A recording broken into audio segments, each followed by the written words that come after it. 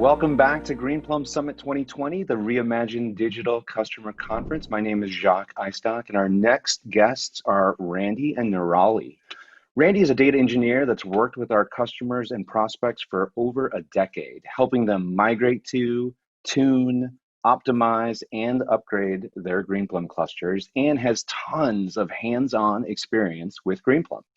Nirali is a product manager on Greenplum, responsible for, among other things, our upcoming Inplace upgrade tool, gpupgrade. Modernizing includes getting to the latest major versions of Greenplum. So we asked Randy to talk about best practices in the field and Nirali to give us a sneak peek into what an Inplace upgrade will look like. Randy? Morning, Jacques, and everyone. Thanks for being here today. I appreciate the time. So I'm going to cover, as Jacques intimated, migrating from Greenplum 4 to 5 or 6, preferably.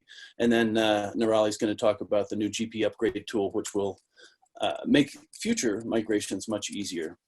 Next slide, please. So a couple things when you're migrating, some considerations, various options we've got, and then in our recommendations. Then we're going to cover, as we spoke, Nirali's going to cover GP upgrade, and then our contact information at the end. Next slide, please.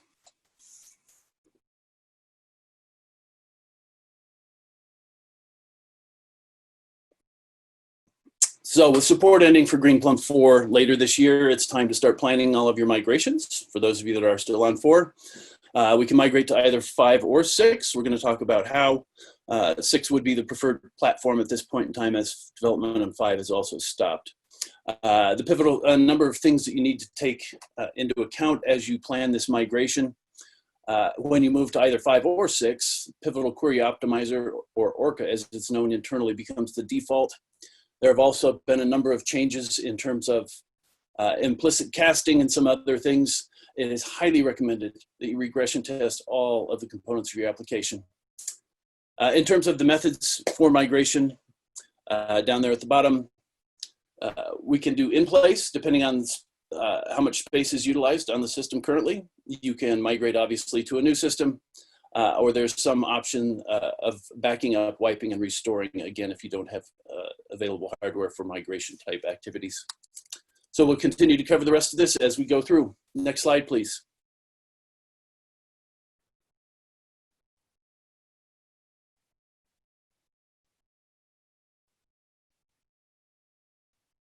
Additional changes that have been made include changes to the external table syntax. They're noted here. Again, these slides will be published. I don't want to get into the nitty-gritty too much, but the syntax has changed some. There is a GUC here provided to provide backward compatibility. Changes in the system catalogs. Again, this is the reason we have to lift and shift the data when we're moving off of 4. One of the primary things as we went to Greenplum 5 and 6 is we adopted future or more recent, if you will, versions of Postgres. So thus the underlying changes to the system catalogs.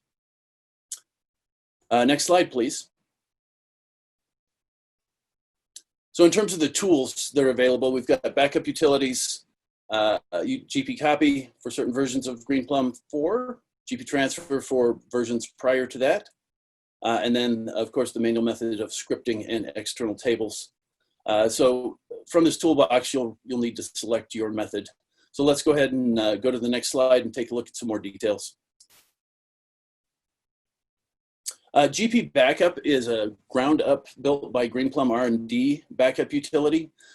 Previously, GP Dump and the other utilities on previous versions of Greenplum were modified versions of the Postgres tools. GP Backup is, as I said, a native tool for Greenplum, has a lot of additional options and has proved to be very effective in our customers. If you're running prior to 4.3.22, you'll need to use GP Dump, which you're probably familiar with at this point. Due to underlying file format changes, if you choose to run the backup route, the files will have to be restored as data rather than as backups. So just another thing to note. Again, more details in the release notes. Next slide, please. So GP copy and GP transfer work fairly similarly. In this case, you can see the source system migrates data on 4 threads over to the target system. There are a number of different options. Things that you need to know about gpcopy or need to identify in your environment before running it include the hosts, the various ports, and you'll have to have permission across both networks as well as external tables are set up. So lots of details there. Anyway, gpcopy, well documented on the website. Check it out there. Next slide, please. As I said, GP transfer is for prior to 4.3.26 of Greenplum. Again, it works very, very similar to GP copy. It sets up multiple threads, creates named pipes, as you can see here, uses GPF disk to move data between clusters. GP copy is really just a formal upgraded version of GP transfer. So the same sorts of information are required. You need to know your source and destination information. And then you need to select database, schema, target, tables, etc., however you want to migrate. Next, please. Finally, near and dear to my heart, especially 10 years ago when we didn't have some of these tools, scripting and external tables. So GP transfer was actually developed in the field as a set of shell scripts that later migrated to Python. That sort of thing is obviously possible as well. Just warn you that it does take a fair amount of management to migrate this way. Next slide, please. In terms of the methods, the places that you can migrate, Inplace is an ideal, depending on your environment, requires at least 40% or at least as much space as your largest table to be duplicated. Second place to migrate obviously would be on a new system to give yourself additional capacity. Either from a CPU or a storage perspective, newer, faster hardware. Obviously, switches have gotten faster as well, so this is a great time to bring up a new system as you migrate your Greenplum. And finally, we talked about this backing up, installing a new instance of Greenplum and then restoring from files. Next slide, please. So from an in-place migration, as we can see here, we keep the data within the system. This requires bringing up a second Greenplum instance, which will require you managing the ports between the two, as port conflicts will not be acceptable on startup. You need to make sure that you use the newer binaries rather than the olders. And gpcopy is a great tool for this as well. It really helps to manage things. Next slide, please.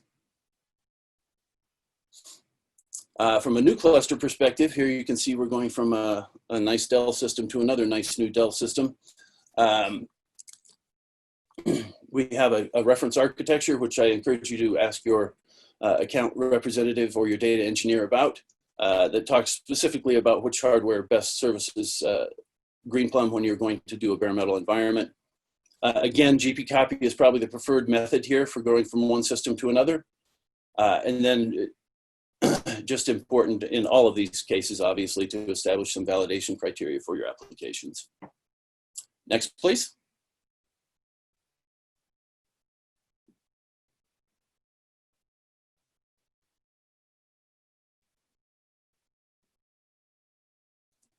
So again, back to the backup, wipe and restore.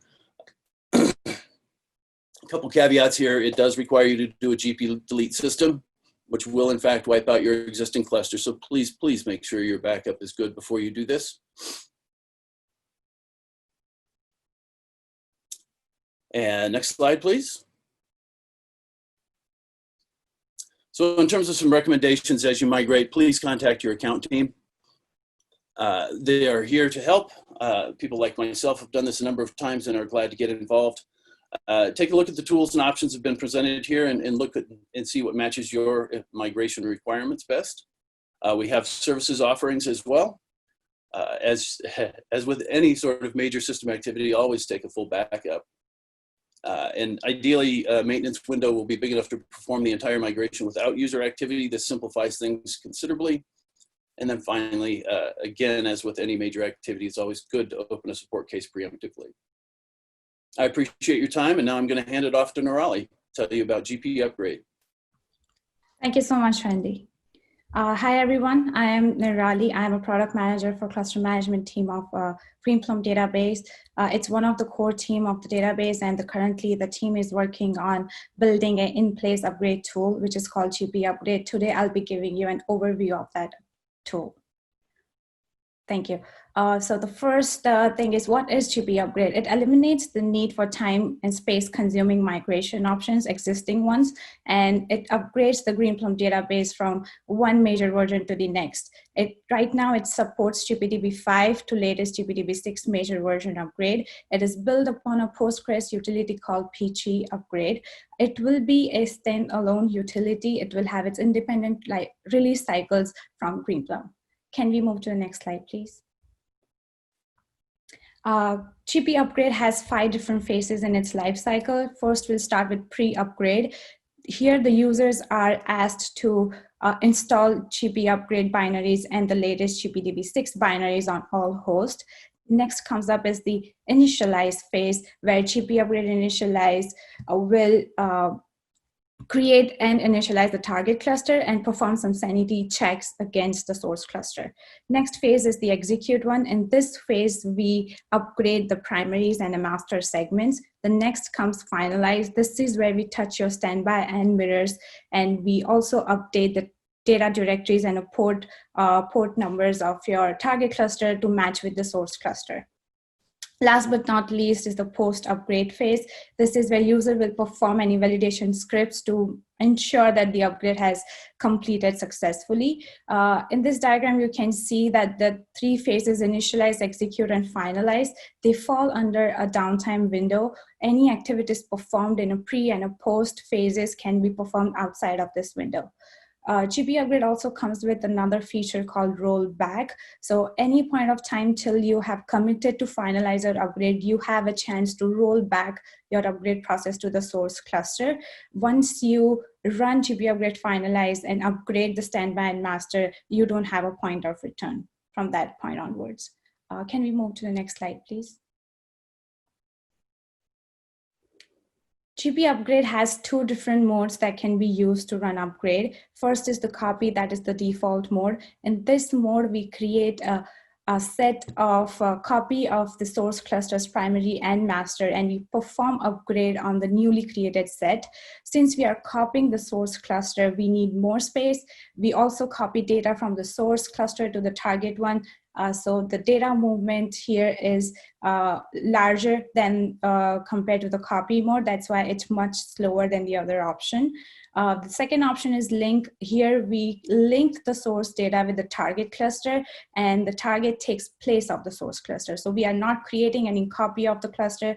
That's why the required disk space is less than the copy. We also copy only the catalogs from source to target, which defines less data movement, and that makes it much faster than the copy mode. We anticipate getting more accurate and concrete numbers on space and time as we get closer to our shipping date. The one trade-off between these 2 options is the recovery mode that we just discussed about the rollback option. With copy, it's much faster. Since we have not touched the primary and masters of the original source cluster, we can always fall back to it. But with link mode, we have upgraded the original source and source cluster's primary. We will need some time to create them back from the mirrors.